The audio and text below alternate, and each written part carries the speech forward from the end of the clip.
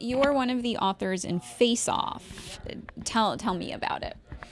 Well, it was a challenge that was put to various writers of thrillers and mysteries, and they paired us off and said, can you get your main characters to work together? And the international element of it was that Peter James and I were put together as the UK representatives. So we had to find a way to make our two cops work, although they work in different countries. His works in England, mine works in Scotland, at opposite ends of the UK. So how do they meet? Well, we were lucky in a way because my character is a music fiend. He loves rock music. Peter lives in a place called Brighton, and Brighton in the 60s had some riots between music fans. So we took a story, a murder that had happened in the 60s and was going to be solved in the present day. So that gave us a chance to bring the two cops together. Oh, interesting. Well, it was a challenge, but it was good fun to do. It must have been a challenge to write it with someone else and have to. Did you do it over email? It was we met, we were at a convention in the UK, and we met and we bounced around ideas and then went away, and we would send little notes to each other by email. And then I started writing it. I wrote the first scene, sent it to Peter, he wrote a scene, sent it back, and we bounced it around. And if he'd written scenes that involved my characters, I would then get a chance to tweak them to make sure that they did sound like my characters, and vice versa. And it seemed to work. I mean, it was fun to do, and it wasn't terribly difficult. And someone said to us this morning, we were on a panel today, and someone said, "Do you think your two guys would get together on a full-length book?" We sort of looked at each other and went, Very neat.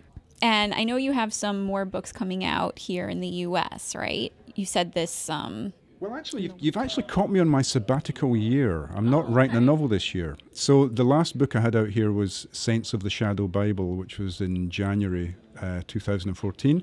Did very well, hit the New York Times list, which was very pleasing to say. I've been in this business for half my life.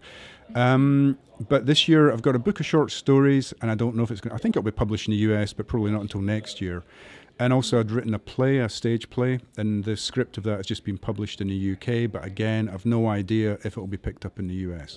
So a sabbatical year. I'm not writing a novel this year. I'm doing some traveling. I'm sitting back, stroking my chin, thinking of what I want to do next. And how much does your because I know you're from Edinburgh, Scotland. How does that affect your writing? I know a lot of your books are set there. Yeah, I mean, when I was a student, I was studying literature at Edinburgh, and I wanted to write about the city. To me, it was a kind of complex place with a lot of kind of dark stuff in its history. Yeah.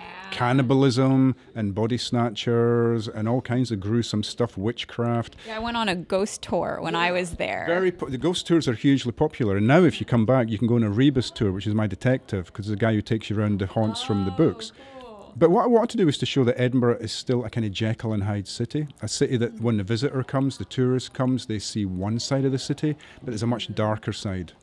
And so I thought a crime novel, a detective story is a good way to do that. So I invented a detective who would allow me to explore Edinburgh.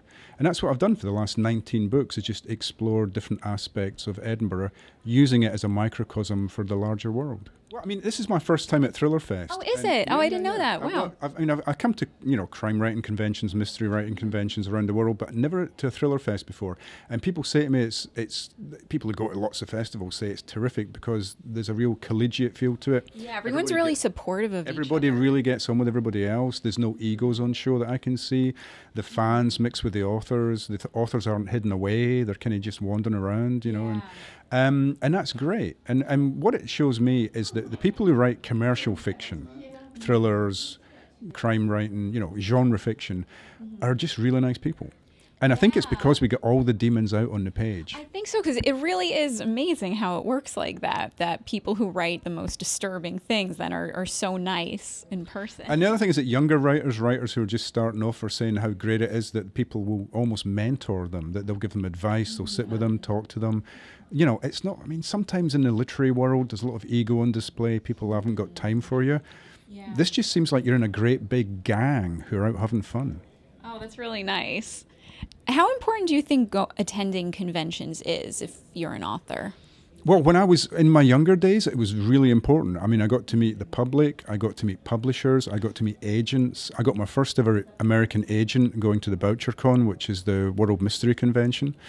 I was able to get various publishers from various countries and different continents by going to conventions. And of course, if you want it, there are workshops. You can learn tips of the trade, tricks. You can get to meet your heroes. I remember going up to James Elroy one year and saying, "Will you please sign my book, Mr. Elroy? You've got no idea who I am." Lawrence Block, same thing, just with a book saying, "I'm a big fan of yours." And they've usually got time for you, which is really nice when you're a young aspiring writer, that people have got time, and they're not saying to you, "Don't do it, don't try it, give up. It's a tough world out there, just give up." Nobody says that. Right. Oh, that's so nice and encouraging. Well, thanks so much for speaking with us. Thank you.